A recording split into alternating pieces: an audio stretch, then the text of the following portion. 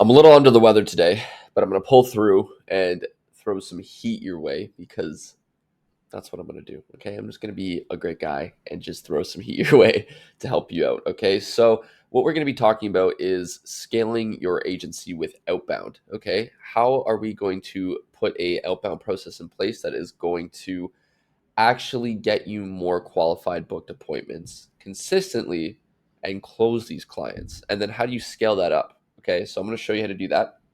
Now, we've talked about in prior videos, right?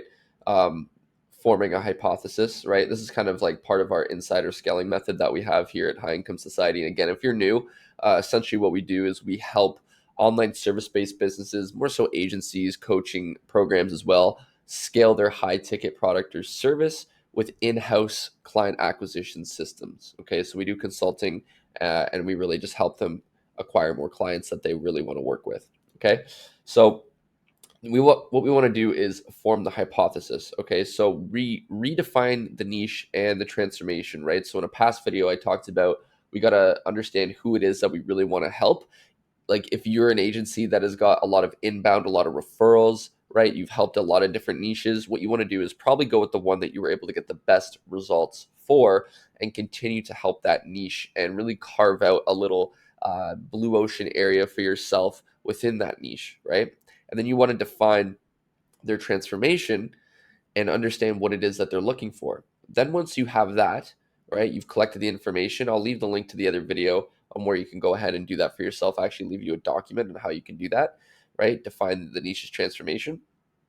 And then you want to refine your offer and the mechanism, right? So now that we understand a little bit more about what the niche wants, what they don't want, what it is that they're looking to achieve, then we put that into an offer and then we have a mechanism that's going to achieve that result. So, for example, right now we're living in an era where short form content offers are very hot, right? People want to get their content on TikTok, YouTube Shorts, Instagram Reels, right? And, they basically need help doing that and having somebody come in and take over the process to edit all the clips and post it on their page and all. So, what you want to do is refine your offer around something like that. That's a really, really good offer. And then the mechanism would just be essentially you coming in and doing the content for them, right? You would obviously build the offer in a way that's very, very compelling so that the client or the niche that you're targeting feels like they'd be stupid to say no, right? You're going to be coming in with such a strong offer because this niche knows that they want this particular thing, and the way to get it is through your mechanism and your offer that you've created. All right, and that just comes from understanding your niche. Okay, now from there what you want to do is input some viable assets. So this would be basically have some leverage in place, right? So maybe some automation tools, booking links, outreach, email campaigns. You can do LinkedIn, Facebook, Instagram, right? You probably want to have some viable assets in place. If you have a team member, you want to make sure that you have a team member coming in, maybe even sales development reps, commission based teams, right? Again, our company helps our clients put this in place for them, right? We want to put some assets into play that are going to leverage your time as the agency owner, as the overseer, to get your time back and work on higher leveraged activities for your company. Okay. Then the next thing you want to do is go to market. So you want to go ahead and start testing, right? And that's where you come down here. I'm sure you've seen this before, but this is the live market testing feedback loop. So this is how we know exactly if our offer is going to be strong enough to survive in the market and if we need to make any tweaks or iterations to our offer. So we're going to input our current offer, right? And as you can see here, we're going to continue to reach out to the niche. We're going to interact with them. We're going to learn more about what it is they want, what they don't want by testing our offer and putting it out there, right? And as you can see here, it says offer V 3.5. So it's like version 3.5 because your offer is going to continue to vary depending on what the niche wants, right?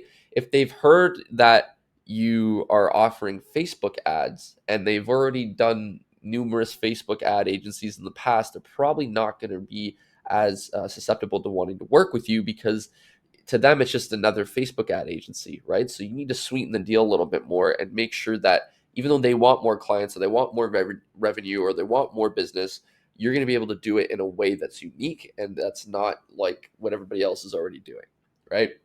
And then you're going to get a result from that, right? Now, regardless if that result is positive or negative, you're going to put it back into your offer. So what I mean by that is the positive negative response from doing outreach and people coming back to you and saying, no, we don't want that, or no, thank you, we're not interested. Okay, that's a result that we're going to put back into our offer. We're going to go ahead, maybe do like, a few hundred outreaches, and you're getting not a lot of people jumping on calls. Okay, well, now we're going to go ahead and refine that and really understand what it is that they're looking for. Or maybe you do get on some sales calls, right?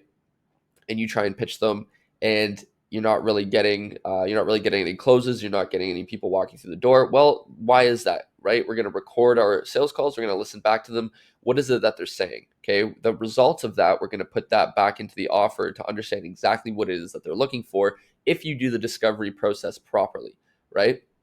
So with enough variations of and enough times going over this, that is where your offer is truly going to stick. Now, an example of this on what we've done with our company, High Income Society, we used to have a monthly recurring model that we only ran. And we were finding that with what it is that we were offering, it didn't really make sense, right? Not a lot of people were really down to work with us on a monthly recurring, even though we had some monthly recurring clients already, but more people wanted us to do more of a one-time kind of consulting and setup for them. So that's essentially what we ended up doing. We switched our model due to the results that we were getting and feedback from the market, right? We were listening to what they were saying, and essentially we switched our model to something that was better and allowed us to scale. So what we do is we come in a one and done setup deal within a month, and we set up everything for your company.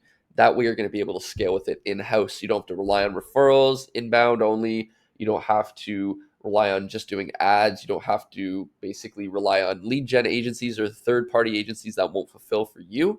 All right. So we build all that out for you. And that resulted in us growing our revenue and helping more clients. Okay. So that's a good example of that.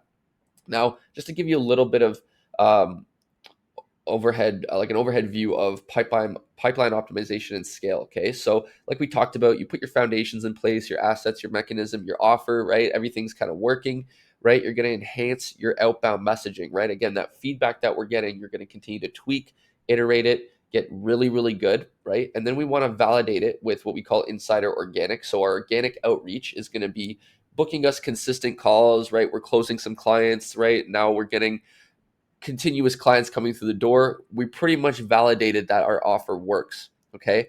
Once we validate that our organic offer is working well enough, at this point, you might be able to have enough revenue in your pocket to go ahead and test out some ads. Okay.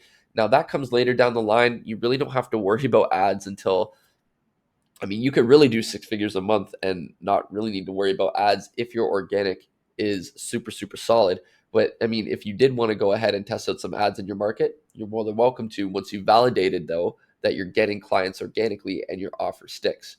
Once you do that, then you can go ahead and test some ads and go from there. All right. But I wouldn't worry about it right now if you're just kind of learning about the outbound processes and whatnot. So this is kind of for later. But then what you do is really create an omni-channel presence, right? So you get yourself out there on more channels than just one. So let's say your organic method was just email, and you were just sending out email campaigns, and then you started doing ads on like YouTube. Okay. Now you created an omni-channel presence. You're hitting and retargeting people in more than one area. Okay.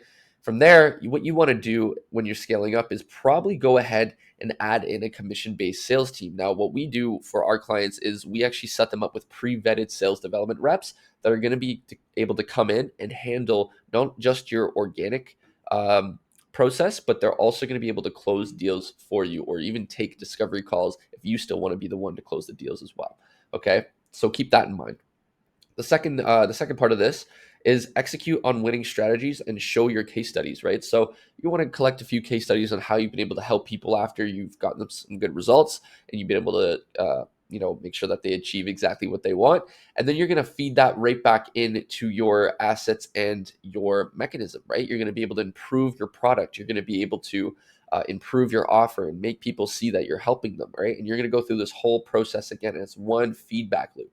Okay, so it might sound like I'm throwing a lot at you, but in the grand scheme of things, I used to think it was a lot, and it's really just a few of the same tasks repeatedly, just getting really good at iterating your messaging and improving your product, right? So that's really the two things that we've been able to do. outside of adding more volume and getting more volume and getting in front of the right type of clientele for us, right? So the same thing would be the same for you, right? So and then essentially what you would do is advanced hiring and scaling part two. So that would just go as well onto another video that we can dive a little bit deeper into on another part, which is basically adding more volume, like I said, with hiring sales development reps, more virtual assistants, having a few people in play that you can keep somewhat of a lean team.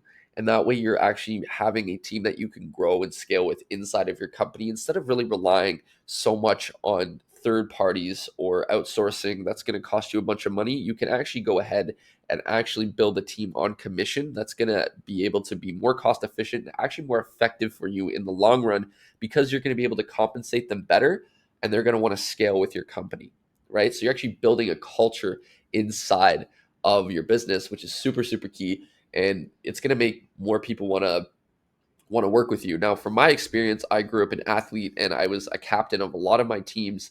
And the best thing that I wanted to do was make everybody feel like they're a part of the team, make sure everybody feel like that they're included in the family. And that's essentially what you want to bring to your business as well. You want to make people feel like they're included. You're not just kind of working with outsourced contractors and you're kind of like we're kind of working together, but you really want to make them feel like they're in it with you and that they're going to be scaling with you for the long run. So if you're bringing on sales development reps and you want to scale, make sure that they're compensated accordingly. Make sure that you're going to be able to show them the ropes and make sure that they have room to grow, room to really flourish and build on their skills and become a better person, right? So always, always, always not just improve your product for your clients, but you also want to improve the learning process and skill development within your company as well for your team. Okay. So that's definitely something you want to keep in mind. I don't feel like there's a lot of people really doing this right now.